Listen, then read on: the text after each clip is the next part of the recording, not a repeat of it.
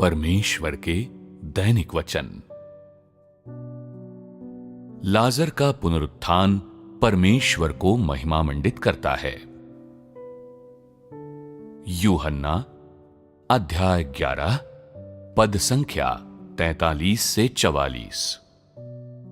ये कहकर उसने बड़े शब्द से पुकारा, हे लाजर निकल आ। जो मर गया था वो कफन से हाथ पांव बंधे हुए निकल आया और उसका मुंह अंगोछे से लिपटा हुआ था। यीशु ने उनसे कहा, उसे खोल दो और जाने दो। इस अंश को पढ़ने के बाद इसका तुम लोगों पर क्या प्रभाव पड़ा? प्रभु यीशु द्वारा किए गए इस चमत्कार का महत्व पहले वाले चमत्कार से बहुत अधिक था, क्योंकि कोई भी चमत्कार किसी मरे हुए व्यक्ति को कब्र से बाहर लाने से ज्यादा आश्चर्यजनक नहीं हो सकता। उस युग में प्रभु यीशु का ऐसा कुछ करना अत्यंत महत्वपूर्ण था। चूंकि परमेश्वर देहधारी हो गया था, इसलिए लोग केवल उसके शारीरिक रूप रंग, उसके व्यावहारिक पक्ष और उसके महत्वहीन पक्ष को ही देख सकते थे। यदि कुछ लोगों ने उसके चरित्र की कोई चीज या कुछ विशेष योग्यताएं देखी और समझी भी थीं, जो उसमें दिखाई देती थीं, तो भी ये कोई नहीं जानता था कि प्रभु यीशु कहां से आया है, अपने सार में वो वास्तव में कौन है और वो वास्तव में और क्या कर सकता है। ये सब मानव जाति को अज्ञात था। इसलिए बहुत से लोग प्रभु यीशु से संबंधित इन प्रश्नों का उत्तर देने और सत्य जानने के लिए प्रमाण ढूंढना चाहते थे। क्या अपनी पहचान साबित करने के लिए परमेश्वर कुछ कर सकता था? परमेश्वर के लिए ये एक आसान बात थी, बच्चों का खेल था। वो अपनी पहचान और सार साबित करने के लिए कहीं भी किसी भी समय कुछ कर सकता था, परंतु चीजों को करने का परमेश्वर का अपना तरीका था। वो हर चीज एक योजना के साथ और चरणों में करता था। उसने चीजों को विवेकहीनता से नहीं किया। मनुष्य को दिखाने हेतु कुछ करने के लिए सही समय और सही अवसर का इंतजार किया, कुछ ऐसा जो अर्थपूर्ण हो। इस तरह उसने अपना अधिकार और अपनी पहचान प्रमाणित की। तो क्या तब लाजर का फिर से जी उठना प्रभु यीशु की पहचान प्रमाणित कर पाया? आओ पवित्र शास्त्र के इस अंश को देखें। और ये कहकर उसने बड़े शब्द से पुकारा, हे लाजर निकल आ। जो मर गया था निकल आया। जब प्रभु यीशु ने ऐसा किया तो उसने बस एक बात कही, हे लाजर निकल आ। तब लाजर अपनी कब्र से बाहर निकल आया। ये प्रभु द्वारा बोले गए कुछ वचनों के कारण संपन्न हुआ था। इस दौरान प्रभु यीशु ने न तो कोई वेदी स्थापित की, न ही उसने कोई अन्य गतिविधि की। उसने बस ये एक बात कही। इसे कोई चमत्कार कहा जाना चाहिए या आज्ञा, या ये किसी प्रकार की जादूगरी थी? सतही तौर पर ऐसा प्रतीत होता है कि इसे एक चमत्कार कहा जा सकता है, और यदि तुम इसे आधुनिक परिप्रेक्ष्य से देखो तो निस्संदेह तुम तब भी इसे एक चमत्कार ही कह सकते हो। किंतु इसे किसी मृत आत्मा को वापस बुलाने का जादू निश्चित रूप से नहीं कहा जा सकता, और यह किसी तरह की जादूगरी तो बिल्कुल भी नहीं थी। यह कहना सही है कि यह चमत्कार सृजनकर्ता के अधिकार का अत्यधिक सामान्य छोटा सा प्रदर्शन था। यह परमेश्वर का अधिकार और सामर्थ्य है। परमेश्वर के पास किसी व्यक्ति को मारने, उसकी आत्मा उसके शरीर से निकालने और अधोलोक में या जहां भी उसे जाना चाहिए भेजने का अधिकार है। कोई कब मरता है और मृत्यु के बाद कहां जाता है, ये परमेश्वर द्वारा निर्धारित किया जाता है। वो ये निर्णय किसी भी समय और कहीं भी कर सकता है। वो मनुष्यों, घटनाओं, वस्तुओं, स्थान या भूगोल द्वारा विवश नहीं होता। यदि वो इसे करना चाहता है तो वो इसे कर सकता है, क्योंकि सभी चीजें और जीवित प्राणी उसके शासन के अधीन हैं और सभी चीजें उसके वचन और अधिकार द्वारा जन्म लेती हैं, जीती हैं और नष्ट हो जाती हैं। वो किसी मृत व्यक्ति को पुनर्जीवित कर सकता है और ये भी वो किसी भी समय कहीं भी कर सकता है। ये वो अधिकार है जो केवल सृजनकर्ता के पास है। जब प्रभु यीशु ने मृत लाजर को पुनर्जीवित करने जैसी चीजें की, तो उसका उद्देश्य मनुष्यों और शैतान के देखने के लिए प्रमाण देना और मनुष्य और शैतान को यह ज्ञात करवाना था कि मानव जाति से संबंधित सभी चीजें, मानव जाति का जीवन और उसकी मृत्यु परमेश्वर द्वारा निर्धारित की जाती हैं, और कि भले ही वो देहधारी हो गया था, फिर भी इस भौतिक संसार का, जिसे देखा जा सकता है, और साथ ही आध्यात्मिक संसार का भी, जिसे मनुष्य नहीं देख सकते, वही नियंत्रक था। ये इसलिए था ताकि मनुष्य और शैतान जान लें कि मानव जाति से संबंधित कुछ भी शैतान के नियंत्रण में नहीं है।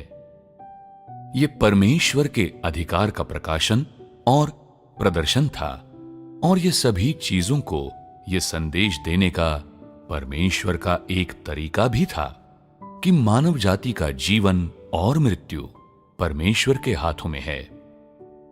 प्रभु यीशु द्वारा लाजर को पुनर्जीवित किया जाना मानव जाति को शिक्षा और निर्देश देने का सृजनकर्ता का एक तरीका था।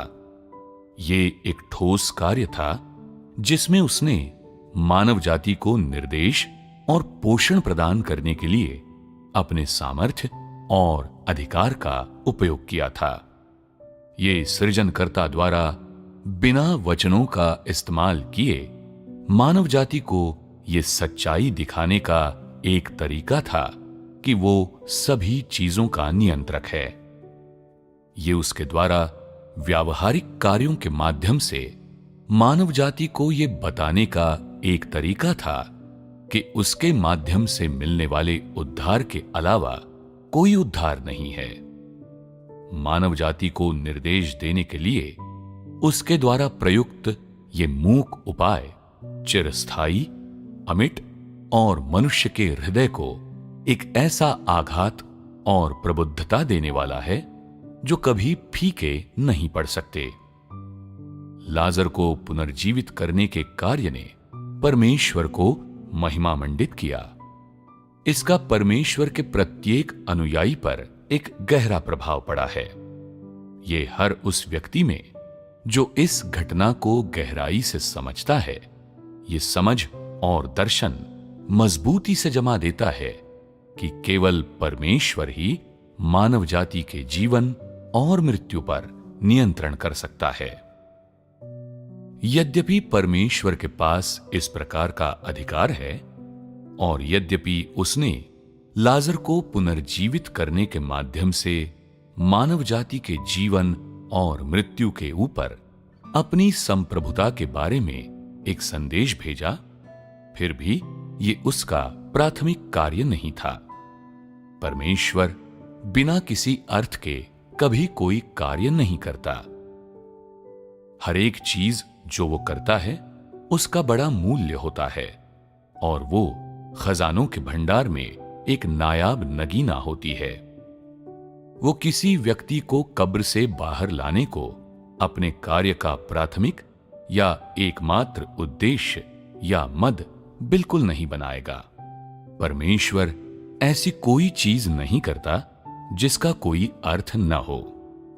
एक विलक्षण घटना के रूप में लाजर को पुनर्जीवित करना परमेश्वर का अधिकार प्रदर्शित करने और प्रभु यीशु की पहचान साबित करने के लिए पर्याप्त था। इसीलिए प्रभु यीशु ने इस प्रकार का चमत्कार दोहराया नहीं। परमेश्वर चीजों को अपने सिद्धांतों के अनुसार करता है। मनुष्य की भाषा में यह कहा जा सकता है कि परमेश्वर अपना मस्तिष्क केवल गंभीर कार्यों में व्यस्त रखता है। अर्थात जब परमेश्वर चीजों को करता है तब वो अपने कार्य के उद्देश्य से भटकता नहीं।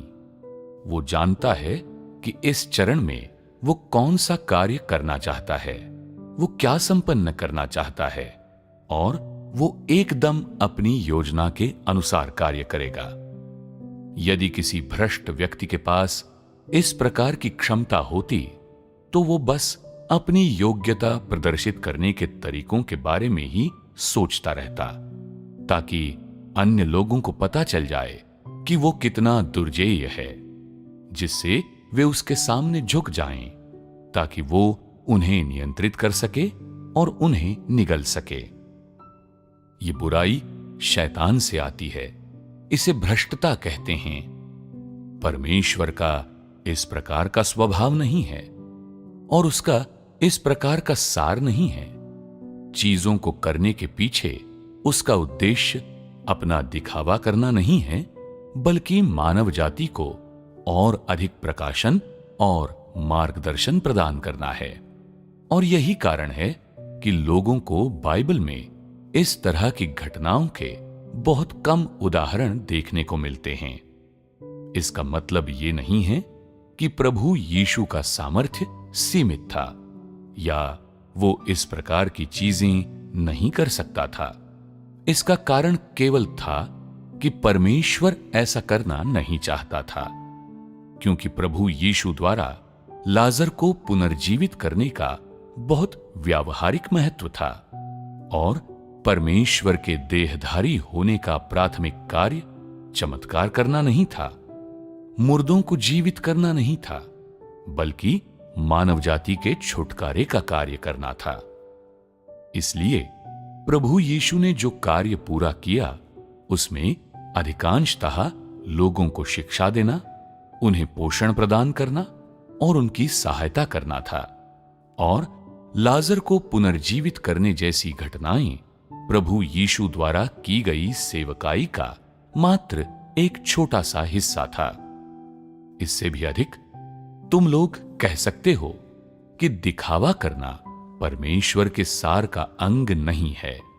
इसलिए अधिक चमत्कार न दिखाकर प्रभु यीशु जानबूझकर संयम नहीं बरत रहा था, न ही ये पर्यावरणीय सीमाओं के कारण था, और ये सामर्थ्य की कमी के कारण तो बिल्कुल भी नहीं था। जब प्रभु यीशु ने लाजर को पुनर्जीवित किया तो उसने इन वचनों का उपयोग किया, हे लाजर निकल आ। उसने इसके अलावा कुछ नहीं कहा। तो ये वचन क्या दर्शाते हैं? ये दर्शाते हैं कि परमेश्वर बोलने के द्वारा कुछ भी कर सकता है, जिसमें एक मरे हुए व्यक्ति को पुनर्जीवित करना भी शामिल है। जब परमेश्वर ने सभी चीजों का सृजन किया, जब उसने संसार बनाया, तो उसने ऐसा अपने वचनों, मौखिक आज्ञाओं, अधिकार युक्त वचनों का उपयोग करके ही किया था, और सभी चीजों का सृजन इसी तरह हुआ था, और ये कार्य इसी तरह संपन्न हुआ था। प्रभु यीशु द्वारा कहे गए ये कुछ वचन परमेश्वर द्वारा उस समय कहे गए वचनों के समान थे, जब उसने आकाश और पृथ्वी और सभी चीजों का सृजन किया था। वे उसी तरह से परमेश्वर का अधिकार और सृजनकर्ता का सामर्थ्य रखते थे।